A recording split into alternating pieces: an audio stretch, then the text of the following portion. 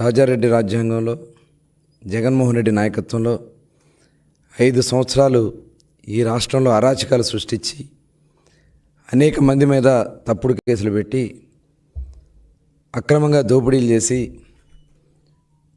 అదే కార్యక్రమాన్ని తప్పించుకోవడానికి ఈరోజు ఒక దళిత సోదరుణ్ణి గన్నవరం పార్టీ కార్యాలయం తగలబెట్టినటువంటి కేసులో ఎవరైతే ఫిర్యాదుదారుడుగా ఉన్నటువంటి సత్యవర్ధన్ కిడ్నాప్ చేసి భయపెట్టి అతనితో తప్పుడు స్టేట్మెంట్ ఇవ్వడానికి ప్రయత్నం చేసినటువంటి సందర్భంలో కుటుంబ సభ్యులు ఇచ్చినటువంటి ఫిర్యాదు మేరకు ఇవాళ ఉదయం గన్నవరం మాజీ శాసనసభ్యుడు వల్లభనేని వంశీమోహన్ గారిని అరెస్ట్ చేయడం జరిగింది.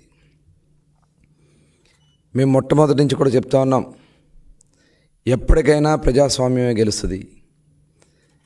జగన్మోహన్ రెడ్డిని నమ్ముకున్నటువంటి ప్రతి ఒక్కరూ కూడా ఏదో ఒక రోజు అరెస్ట్ కాక తప్పదు. అధికారం ఉంది కదా అని చెప్పి విర్రవీగితే రేపేమవుద్దనే దానికి ఇవాళ వల్లభనేని వంశీ అరెస్టే ఒక నిదర్శనం. ఇవాళ అతనికి రాజకీయ భిక్ష పెట్టినటువంటి పార్టీ తెలుగుదేశం పార్టీ. అతనికి శాసనసభ్యుడిగా గెలవగలగడానికి కారణం తెలుగుదేశం పార్టీ. అటువంటి కన్న తల్లి లాంటి తెలుగుదేశం పార్టీ కార్యాలయాన్ని తగలబెడితే ఇవాళ ఏం జరిగిందో చూసాం. వాళ్ళ అక్రమ దోపిడీలు అవన్నీ కూడా ఎంక్వైరీలు జరుగుతున్నాయి. అందరూ రాష్ట్రంలో ఉన్నటువంటి వైఎస్ఆర్ పార్టీలో ఎవరైతే తప్పులు చేశారో వాళ్ళందరూ కూడా ఎవరు కూడా తప్పించుకోలేరు.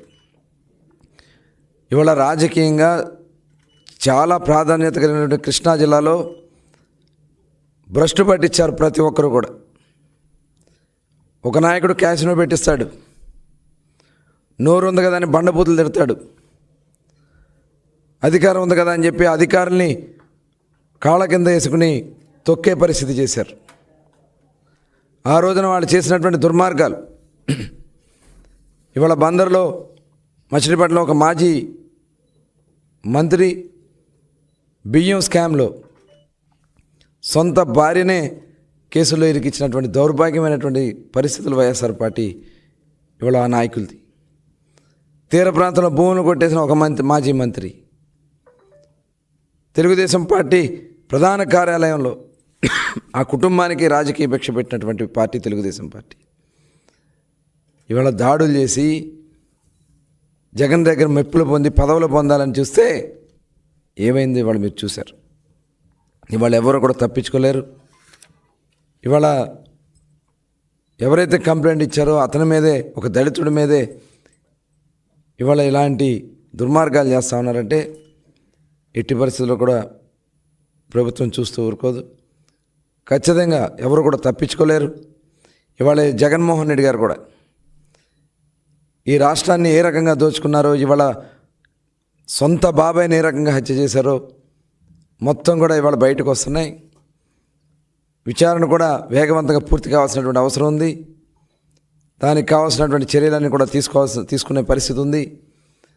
కాబట్టి ఎవ్వరు కూడా తప్పించుకోలేరు. ఇవాళ వచ్చి మాట్లాడుతూ ఉన్నారు ఒక్కొక్కరు. మీరు మాట్లాడే అర్హత మీకుందా? మీరు చేసిన తప్పిదాలే మిమ్మల్ని వెనక పంపిస్తున్నారు, అది గుర్తుపెట్టుకోవాలని చెప్పి ఈ సందర్భంగా తెలియజేస్తూ, చాలా పారదర్శకంగా మేము కక్షపూరితంగా చేయాలంటే ప్రభుత్వం వచ్చిన నెల రోజుల్లోనే మొత్తం అందరినీ జైల్లో పెట్టవచ్చు. కానీ మేము ఎక్కడా కూడా ఎవరి మీద కూడా కక్ష సాధింపు చర్యలు తెలుగుదేశం పార్టీ చేయదు. ప్రజాస్వామ్యబద్ధంగానే ముందుకెళ్తాం. ఎవరైతే దీంట్లో అవినీతిలో కానీ అరాచకాల్లో కానీ భాగస్వాములు అయ్యారో వాళ్ళు ఎట్టి పరిస్థితుల్లో కూడా తప్పించుకోలేరని కూడా తెలియజేస్తాను.